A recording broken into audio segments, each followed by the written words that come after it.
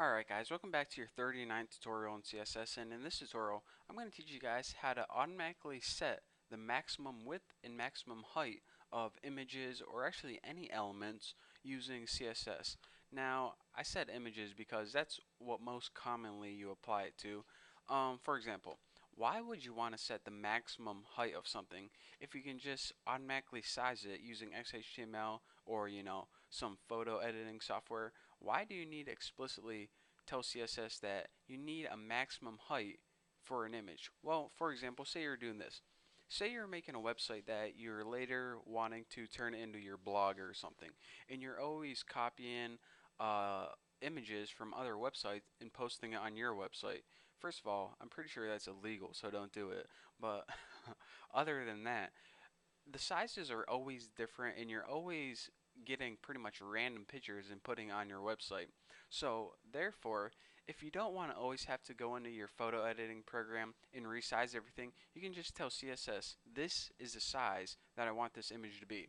And aside from that, another example that's probably an even better example, if you ever went to eBay, everyone always uploads photos of all their items and they're all different sizes, different types, but when eBay displays them on their main page, they're all the nice little same size thumbnail. So in order to get all a bunch of different photos the same size, you need to give it a kind of guideline.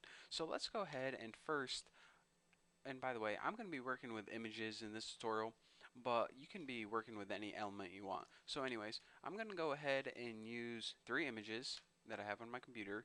Source equals my face dot ping, and let's just go ahead and copy this and paste it down here twice, and my face dot ping. And aside from that, I have one called Madden1 dot JPEG, and lastly I have cell.jpg. So now let's go ahead and save this and see what beautiful website we got.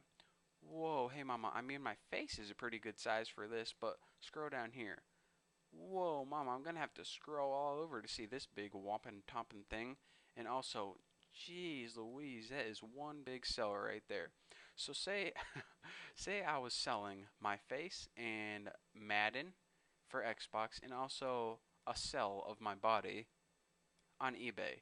Well, this thing just isn't going to work. So here's what I would need to do.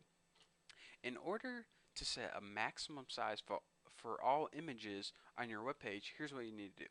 Go ahead and type image as your element, then as your rules, the first property that we're going to alter is max minus height.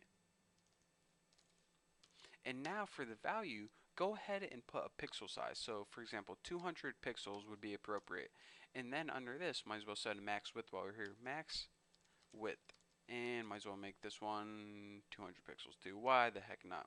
So now, what we're telling our browser is this. Alright, if you have any image that's taller than 200 pixels, shrink it down to 200 pixels.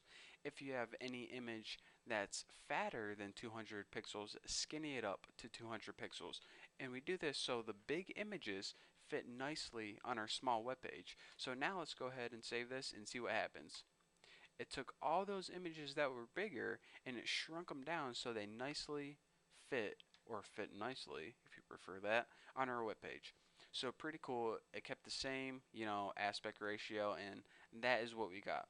So aside from that, another thing, you can use this too, but it's not as commonly used, is actually min width and min height, and I don't even have to tell you what those do. So but anyways, the only times actually never use those. The only really rule I ever use is max height and max width, and I do this a lot whenever I'm like